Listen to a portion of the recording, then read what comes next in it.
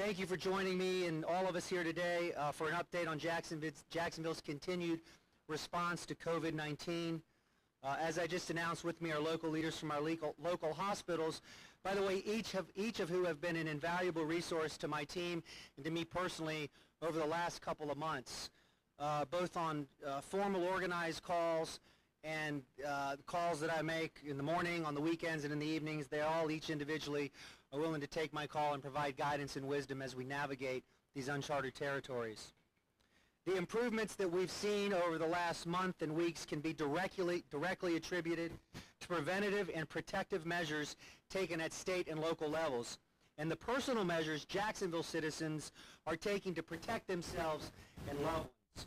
By continuing these measures in the days and weeks ahead, that we will safely and responsibly reopen our city and our economy. While the medical community is working hard, the fact is we may not have a vaccine for this virus for quite some time, which means it's with us and will remain with us.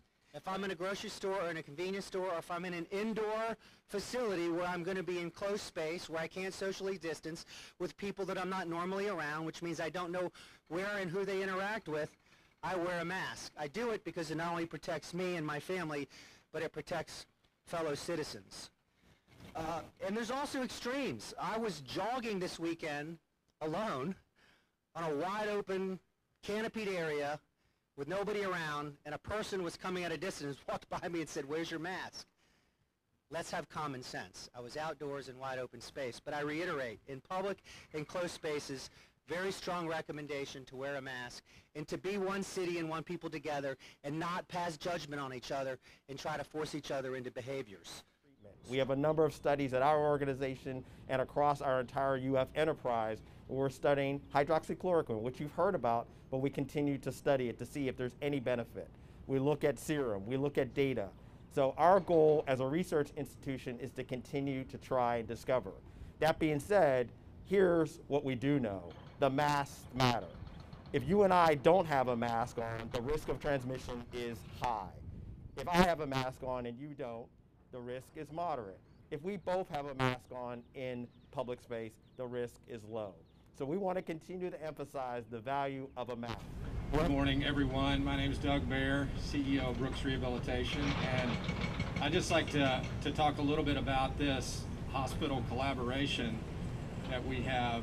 At Brooks Rehabilitation, we serve patients from all of these facilities, but some of these organizations here compete with each other, but not during this pandemic. We've had a very unique collaboration where we've met and spoken by phone twice a week, and really to coordinate treatment of COVID patients, to share best practices and other information, research, and to really prepare for a surge in COVID patients, and so we could be well protected and coordinated as a city, and really avoid some of the practices that have occurred in other cities and other countries for that matter.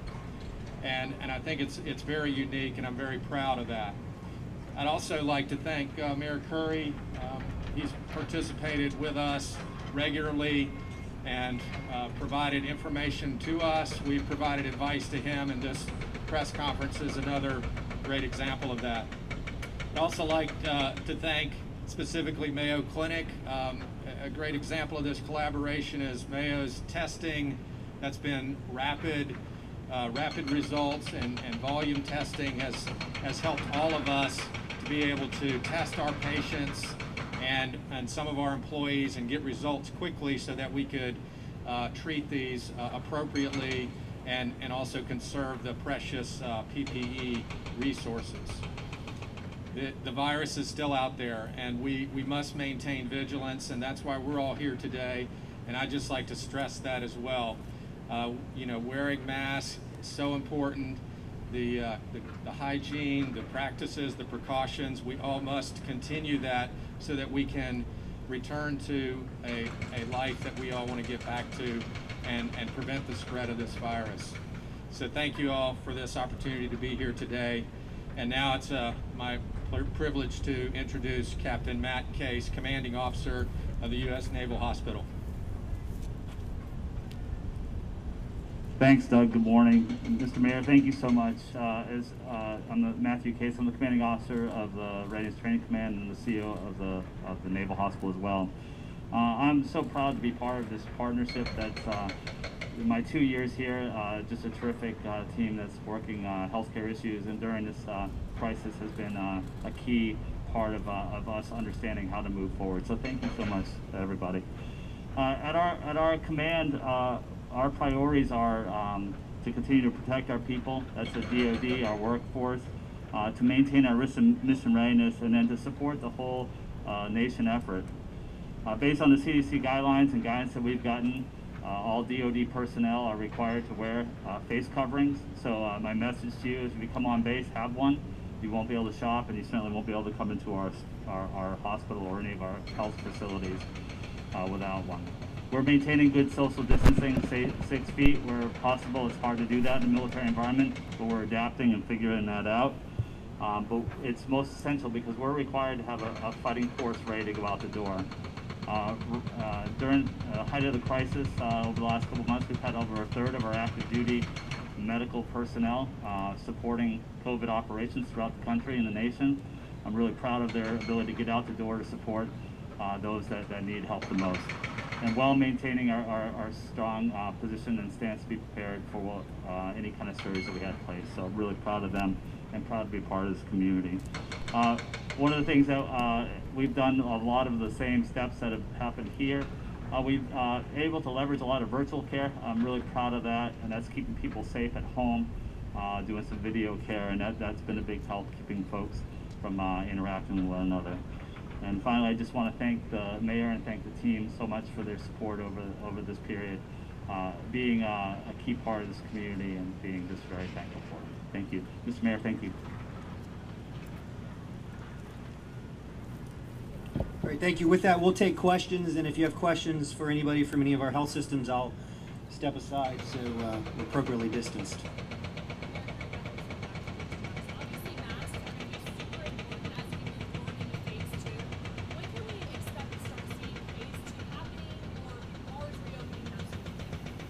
I hope to have some more activity next week. That's not concrete at this point. As I've said many times, I'm in direct communication with our governor and with his team. Look, I have access to some of the best healthcare experts in our city, which are some of the best, frankly, I believe, in the country, if not the world. But the governor also has access to a whole array of people. So as we contemplate additional reopenings, I'm working with him.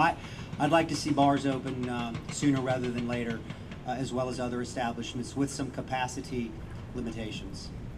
Mayor Curry, Renata DiGregorio, First Coast News. When can we expect to see any results from the antibody testing?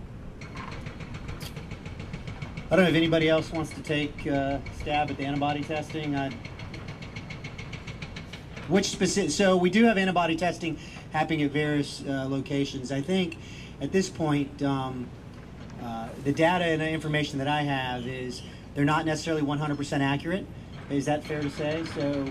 So don't take comfort in an antibody test that leads you to believe that you can just go out and run rampant and interact shoulder to shoulder with people. It's best.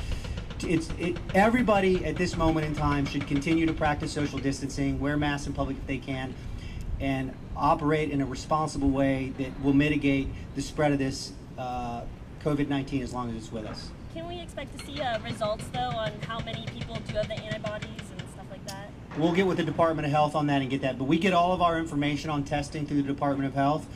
And as I've said from the beginning of this pandemic, as I have information, I'll provide it to you, to the public. So I'll follow up on that with the Department of Health.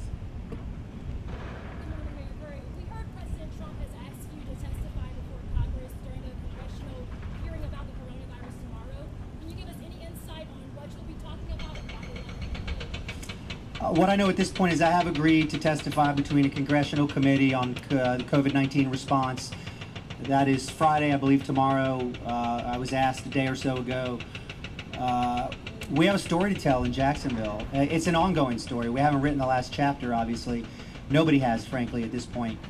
Our response on the front end, our support in collaboration with the federal government and the state government, the president, the governor, their teams, our local healthcare experts, our community. I'm just going to tell our story, and if given the opportunity, also talk about the way we're going to move forward. This should not be a divisive issue.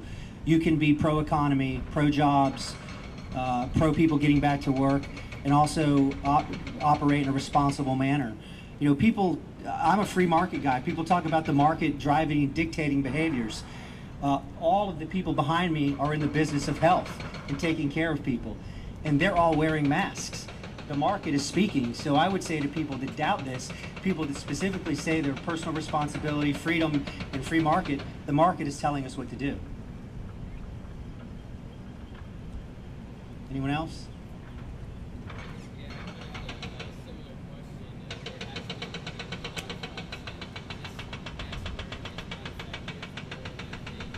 Physical health, and that it does have, in fact, a reverse effect on everything that's going on.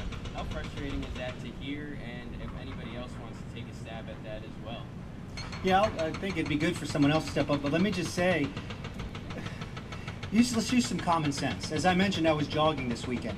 There's absolutely no reason for me to be on an open road, under a beautiful canopy of trees, by myself, even if I was with a member of my family who I'm with every day, running in a mask. There's no value in that. There's no health benefit in that.